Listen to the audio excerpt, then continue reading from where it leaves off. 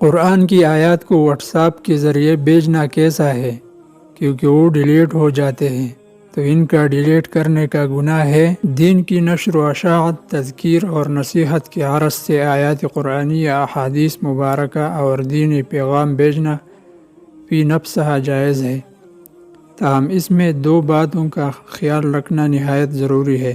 Number 1، مذکورہ پیغامات معتبر اور مستند ہو، کیونکہ آج کل دین کے نام پر لاشعوری میں لوگ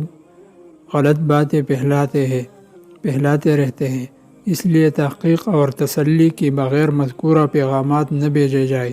خاص کر جب وہ قرآن مجید یا حدیث مبارک کی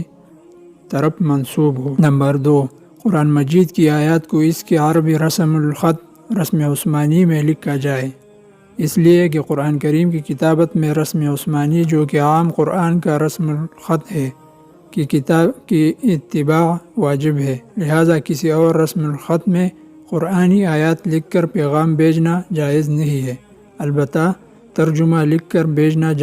بھیجا جا سکتا ہے۔ میسیج میں قرآن کریم، احادیث مبارکہ اور اسلامی کلمات موصول ہو تو ان کو پڑھنے کے بعد یا ان سے نصیحت حاصل کرنے کے بعد اگر ان کو مٹانے ڈیلیٹ کرنے کی ضرورت درپیش ہو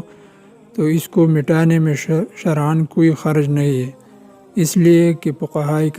کرام نے ضرورت کی صورت میں کاغذ پر سے قرآنی آیات اور احادیث کو مٹانے کی اجازت دی ہے، لہٰذا اس طرح کے پیغامات کو ڈیلیٹ کرنے کے بطریق اول گنجائش ہے۔ باقی اس طرح کے پیغامات اگر صحیح اور مستند ہو تو بہتر یہ ہے کہ انہیں پڑھنے سے پہلے ختم نہ کیا جائے، اس لیے کہ اس میں سورہ اعراض پایا جاتا ہے، لہٰذا بلا عرض پڑھنے سے